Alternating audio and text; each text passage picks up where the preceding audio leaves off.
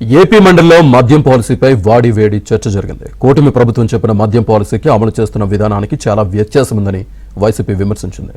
మద్యం తాగి మరణించిన బాధిత కుటుంబాలను ఎలా ఆదుకుంటున్నారని వైసీపీ సభ్యుడు ప్రశ్నించారు.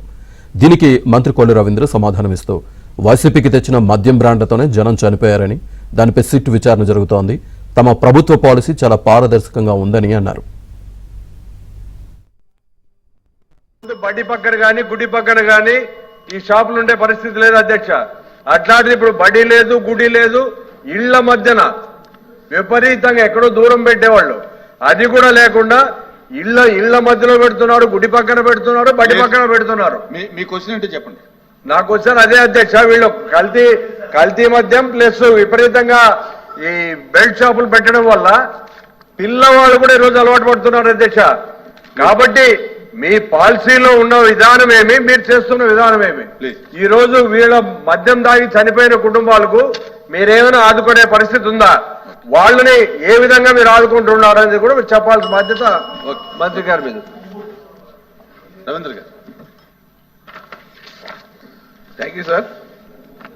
సార్, గవర్నమెంట్ ఇంటెలిజెన్స్ ప్రకారం బెల్ట్ షాపులు ఎన్ని ఉన్నాయి sir? Simple question sir, simple question. Government intelligence ప్రకారం, ఇంటెలిజెన్స్ మా దగ్గర ఉండదు మేడం, మీ దగ్గర ఉంటుంది, మా దగ్గర ఉండదు.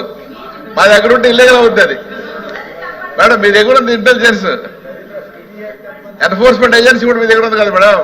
సరే సరే, ఎన్ని ఉన్నాయి యాజ్ పర్ ఇంటెలిజెన్స్, ఎన్ని ఉన్నాయి, ఎన్నిటి మీద యాక్షన్ తీసుకోవాల్సి వచ్చింది, పెండింగ్ ఎంత ఉంది? ఓకే, మంత్రి గారు. అధ్యక్ష, గౌరవ సభ్యులు అంటే సభని కొద్దిగా తప్పుదారి పట్టించే విధంగా వాళ్ళు చెప్పడం ఎందుకంటే పూర్తిగా ఉంది అధ్యక్ష. ఎందుకంటే 1924లో జరిగినటువంటి సంఘటనలు తీసుకొచ్చి ఇప్పుడు ఇక్కడ ఈ ప్రభుత్వం వేయాలని ప్రయత్నం చేయడం నిజంగా సిగ్గుచేట. ఇది ఆల్రెడీ విచారణ జరుగుతోంది, ఆల్రెడీ సిట్ వేయడం జరిగింది. నేను చెప్పాక మీరు చెప్పాను, నేను సిట్ వేయడం జరిగింది, సిట్ విచారణ జరుగుతూ ఉంది. అవన్నీ వాస్తవాలు ప్రజలందరికీ కూడా తెలుసు అధ్యక్ష. అవన్నీ త్వరలో బయటకు వస్తాయి. ప్రధానంగా త్రిమూర్తి గారు అడిగింది బెల్ట్ షాప్స్ అయినా అని అంటున్నారు అధ్యక్ష. ఎక్కడా కూడా మేము, ఎందుకంటే 1924లో మరి ఎవరున్నారు అధ్యక్ష, 65,918 కేసులు ఉన్నాయి అధ్యక్ష. అంటే మరి కోవిడ్ టైంలో కూడా 9,129 కేసులు వాళ్ళు కట్టినాయి అధ్యక్ష. కోవిడ్ టైం 2021లో. అంటే దానికని మేము ఏం చేసామంటే నాన్ డ్యూటీ పెయిడ్ ఇక్కడ కూడా విపరీతంగా ఉంది అధ్యక్ష. అవన్నీ కూడా కంట్రోల్ చేసాం, కొత్త పాలసీ తీసుకొచ్చాం. బ్రాండ్లు అధ్యక్ష, భూమ్ అని ఏవో బ్రాండ్లు పెట్టేసి ఎంతమంది ప్రాణాలు కోల్పోయినటువంటి పరిస్థితులు ఉన్నాయి. దాన్ని కూడా విచారణ జరుగుతుంది. వస్తాయి అన్ని వస్తాయి, ప్రతిదీ వస్తుంది.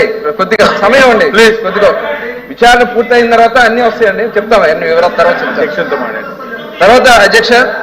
ఇప్పుడు బిఫోర్ జూన్ మేము ప్రభుత్వాన్ని ఏర్పాటు చేసే నాటికి 21,143 కేసులు ఉన్నాయి అధ్యక్ష.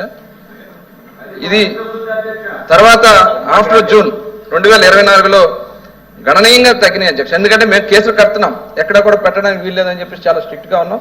8,897, 25వ సంవత్సరంలో 9,600 కేసులు పెట్టడం జరిగింది అధ్యక్ష. దాంట్లో 22 షాపులు సస్పెండ్ చేశాం అధ్యక్ష. ఆ సస్పెండ్ చేసినటువంటి షాపుల దగ్గర నుంచి కూడా ఫైన్స్ అన్ని కూడా వసూలు చేయడం జరుగుతుంది. ఇంకా రెండోసారి వాళ్ళు కానీ చేస్తే షాపుని క్యాన్సిల్ చేయడం కూడా జరుగుతుంది అధ్యక్ష.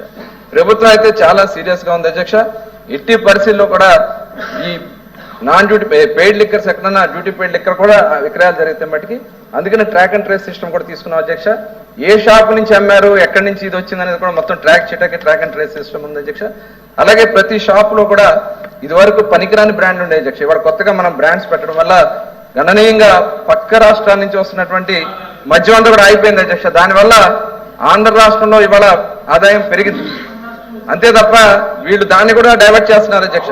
ఇప్పుడు పర్మిట్ రూమ్స్ గురించి అడిగారు అధ్యక్ష. ఇవాళ రోడ్ల మీదో లేకపోతే ఎక్కడ పొలాల్లోనే తీసుకెళ్లి బాటిల్స్ పడేస్తుంటే కొద్దిగా ఇబ్బంది ఉంది. కాబట్టి పర్మిట్ రూమ్స్ కూడా అది చాలా లిమిటెడ్ గా ఇచ్చాం అధ్యక్ష. జస్ట్ అక్కడ వాళ్ళు తీసుకుని వెళ్ళిపోయేదానికి తప్ప రోడ్ల మీద విచ్చలవిడిగా చేయడానికి అవకాశం లేకుండా పర్మిట్ రూమ్స్ ఏర్పాటు చేయడం జరిగింది అధ్యక్ష. ఇవాళ చాలా పారదర్శకంగా చేసాం. మేము ఇచ్చినటువంటి పాలసీని పక్క రాష్ట్రాల నుంచి కూడా వచ్చి మన రాష్ట్రం చూసి వెళ్తున్నారు అధ్యక్ష. ముఖ్యంగా బోర్డర్ జిల్లాల్లో అయితే 50 నుంచి 60% గ్రోత్ ఉంది అధ్యక్ష. ఎందుకంటే నాన్ డ్యూటీ పెయిడ్ లిక్కర్ పక్క రాష్ట్రాల నుంచి రావడం కానీ, అలాగే ఐడి ఇల్సిట్ లిక్కర్ ఏదైతే ఉందో అంతా కూడా కంట్రోల్ చేయడం కానీ, ఇవాళ నవోదయం స్టార్ట్ చేసాం అధ్యక్ష. దాదాపు 18 జిల్లాల్లో ఇవాళ మనం నవోదయం ప్రోగ్రామ్ చేస్తున్నాం. ఏదైతే ఐడి లిక్కర్ కంట్రోల్ చేస్తాం, ఈ నెలాఖరు లోపు మిగతా 8 జిల్లాలు కూడా చేసి 100% ఐడి ఫ్రీ స్టేట్ గా ఆంధ్ర రాష్ట్రాన్ని చేయడానికి నిర్ణయించుకోవడం కూడా జరిగింది అధ్యక్ష.